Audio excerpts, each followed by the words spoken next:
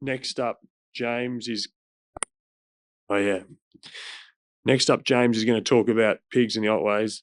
He's a pretty cool lad, James, but his insistence on using puns every year is starting to I can't help myself. undermine his credibility.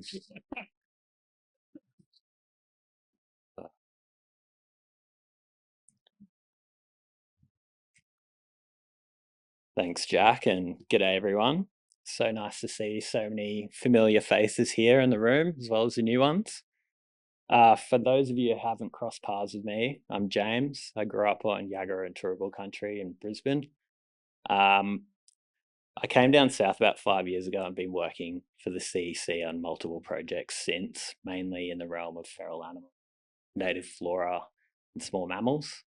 And before I get started, I'd like to acknowledge the traditional custodians of the country we're on today, the Gadiaban people. I'd also like to acknowledge the lands on which the work I'm presenting on has been done, the Gadiaban, Gulajun, Giray Warung. Sovereignty of these lands, as well as lands across the rest of the continent, has still never been ceded. For those of you who've been regular attendees of the forum or have been following the CEC over the years, you'd be familiar with our work managing feral pigs. For those of you who haven't, don't despair, I'll be running through a little summary of the program we've had. It's no surprise that feral animals are a significant issue and pigs are among the worst. Across Victoria and nationally, pig populations are increasing, and so are the problems they cause. We've already heard about some of the issues from Heather, but I want to speak to a few specific problems and show you some vision we've collected from around the Otways over the last few years. They destroy massive areas of land digging for food, costing agriculture over $100 million per year. They foul waterways, destabilise soil, accelerate erosion. This is an image from one of the local rivers. They compete with native mammals like potoroos, bandicoots, and echidnas, as well as alter the vegetation structure, therefore impacting habitat. They eat endangered and culturally significant flora, such as vanilla lilies, water ribbons, and they pose serious biosecurity threats, carrying diseases like Japanese encephalitis and foot and mouth disease. They also spread invasive weeds and pathogens like Phytophthora through their scat, which Mark highlighted, has devastating impacts. There have been whispers of pigs in the Otways for decades, but for a long time, management has been limited to the odd shooter or trap here and there if you're lucky. About 7 years ago, we began to really notice increasing evidence of pigs.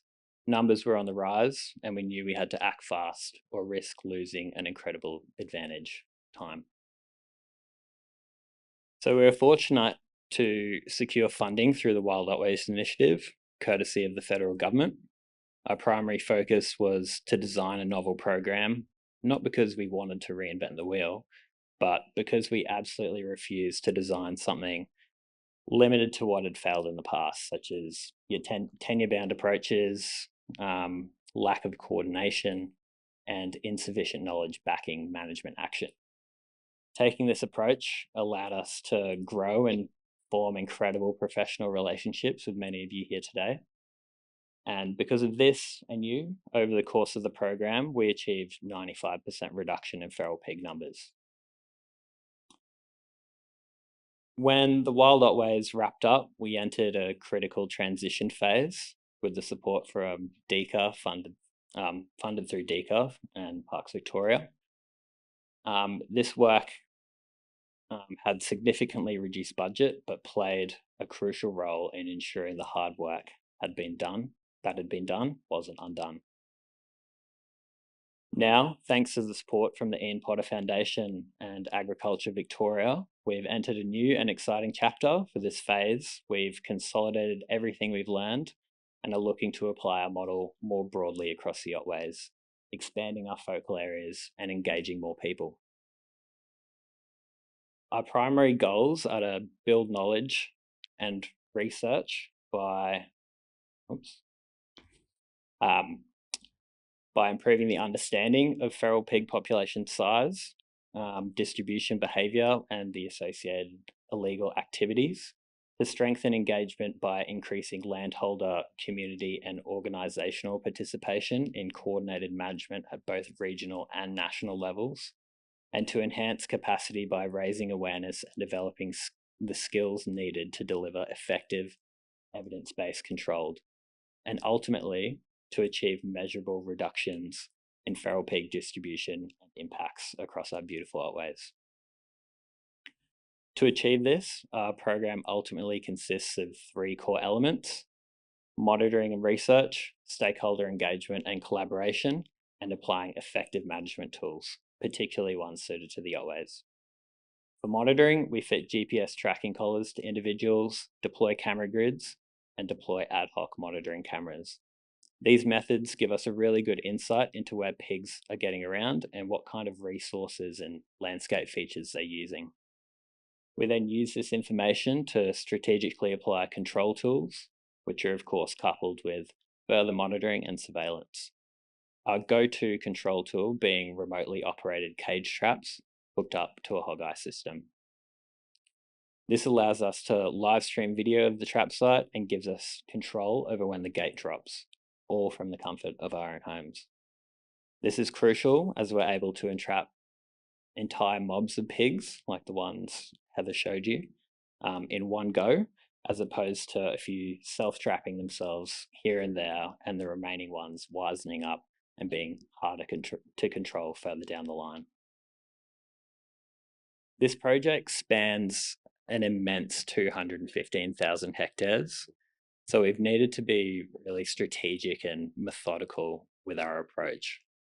What you can see here is a map of our project area, which has been sectorized into 4 different parts: the northern, eastern, southern, and western Otways. It highlights the complexity of the land tenure we're working across, and therefore the range of land managers that have to be involved. You can see the National Park in orange, the forest, National Park in green, sorry, the forest park in orange, plantations in purple, and then all your other private land uses in blue. By sectorizing the landscape in this way, we've created a framework to make the most efficient use of our resources. Now, broadly speaking, the feral pig situation across the Otways is a positive one. Numbers are significantly lower than when we began, and we have an established network of land managers working towards the same goal. However, now is not the time to take the foot off the gas. The best time to act is when populations are small and under pressure. So we're doubling down and taking our monitoring to the next level. Focusing on one sector at a time, we've begun systematically deploying networks of baited trail cameras spaced 800 meters apart across each sector, essentially having eyes across the vast majority of the Otways. This gives us confidence up to 95% that if pigs are present in the area, we'll detect them. Here you can see a mock-up of the area we plan to cover, and hopefully the title of my presentation makes a little bit more sense. However, it's not all about cameras and pigs, it's also about people. The last but arguably most important core element of the program, stakeholder engagement and collaboration. One of the most effective tools we're using to strengthen this collaboration is a customized shared map we've developed through field maps and provide to 2 of the major land managers, Parks Victoria and DECA. For those who aren't familiar with field maps, it's essentially a real-time mapping and data management tool that allows users to upload and share key information. For us, that means monitoring sites, trap locations, damage reports, pig sightings, tracks, and so much more. This is only scratching the surface of what it does, but hopefully gives you a bit of an insight into its capabilities. But mapping alone isn't enough either. We also need constant communication between organisations. That's why we facilitate monthly feral pig management meetings, bringing together key land management organisations from across the region.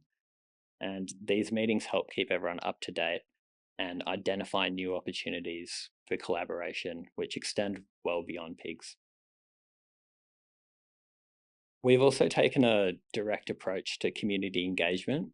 running localized workshops promoted through land care networks, local news sheets, and various other community channels. These workshops cover key topics like the threat of feral pigs, how to identify their signs and presence, best practice management, and the services and resources available through our program as well as through other organisations. Most importantly, they provide an opportunity to listen to local concerns and then tailor our approach accordingly. Of course, it hasn't all been smooth sailing. One of our biggest challenges we faced was dealing with people actively working against us, translocating and releasing pigs into the landscape. We found out pretty quickly who some of these people were because of our community network, but it's pretty much impossible to catch these people red-handed. However, I am going to share with you a quick story of one of our nights trapping. A while back, we trapped 23 pigs on a site on private property that was bordering the national park. And then later that night, this happened. If you can't work it out yet, this is one of these so-called pig hunters stumbling across the trap site with his hunting dogs. He then proceeds to cover the camera with his jacket and release all 23 of the pigs that we had in the trap back into the bush.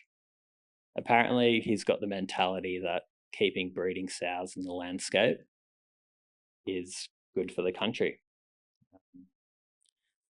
But here's the thing, it turns out all his efforts were in vain because we trapped them all again within a week and a half. More importantly, the landholders started to realize what was really going on. People who thought Joe Blow was doing them a favor by shooting a pig here and there and dropping off a leg of ham started connecting the dots. Sometimes Joe was also dropping off 10 pigs into their bush and leaving the breeders be. Once that realization set in, their support for our work only grew stronger. This social issue isn't going away, and we need to understand it and find creative ways of curbing its impacts. This is why we've also built it into our new program, and why I'm so excited to hear from the next speaker, Rebecca, who we've got on board working in this space. To summarize, managing feral pigs isn't as simple as see pig, get rid of pig, really wish it were. I see it more as an ecosystem where everything plays a role. Effective pig management requires understanding the many interconnected factors at play. Factors that, of course, shift depending on where you are on the continent. And it's by putting time into and addressing these factors that we can create lasting impacts. The good news is that when we get it right, the benefits extend well beyond pigs. The relationships fostered, the skills gained, and the collaborative networks put in place can be applied to all kinds of conservation and land management challenges. That's why it's so important to get this right. Thanks.